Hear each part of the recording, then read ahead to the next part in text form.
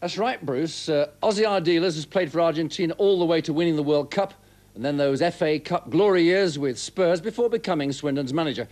And Ozzy stresses tonight he's never, ever before seen the likes of what was happening to his team on their way to winning at West Bromwich Albion yesterday. Swindon took the lead with their very first attack. After just 4 minutes, Jones and McLaughlin opened up the defence, and Duncan Shearer was in the right place for the rebound. West Brom threatened rarely in the first half, but Goodman's flying header was matched by Fraser Digby.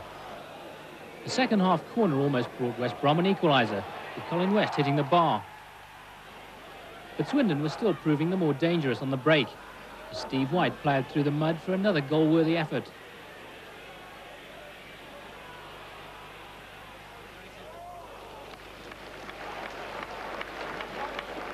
It was in midfield where Swindon Town really won the game. This time it was Steve Foley and Steve White who set up Shearer for a chance that should have sewn it up there and then.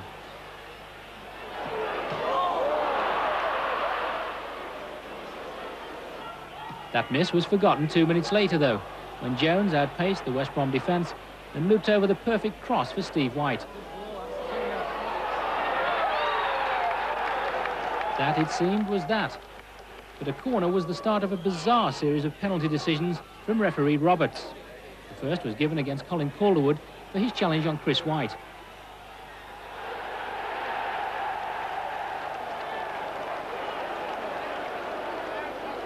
McNally's shot, though, was too close to Digby, who hadn't put a foot wrong all afternoon.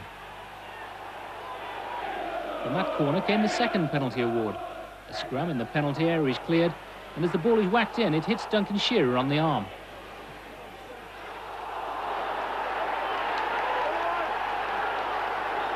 This time, Graham Harvey entered into the pantomime spirit, blasting the kick high into the Swindon supporters.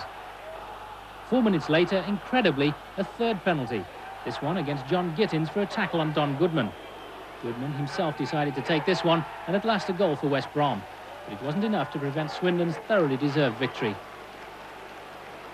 It delighted Ozzy Ardiles that Swindon had moved towards that promotion-chasing group, and tonight Ardiles gave me his reaction to reports from Argentina that the famous Buenos Aires club at River Plate have got him on their shortlist as their new manager. I will not be leaving for River Plate. I'm happy with Swindon. I have a job to do here. That job is trying to reach Division 1. Well said, Ozzy, and staying at Swindon, it looks like being a lively AGM of the club, starting in just a few minutes' time at that county ground. 4 of the 9 directors want the other 5 removed. Their plan, apparently, to get the power into the hands of the 4 leading shareholders. And those 4 directors want 250,000 50p shares, which have never been taken up during 10 years, to be cancelled. These moves opposed by Carol Embry, the Swindon supporter acting as lead lady for a group who want to take over the club. And news just in that Swindon will be the location for an FA inquiry to start tomorrow. There have been newspaper revelations about a director of a club betting on his own team's result. Now, that's against the rules of the FA, who today would not confirm or deny that there is an inquiry at Swindon.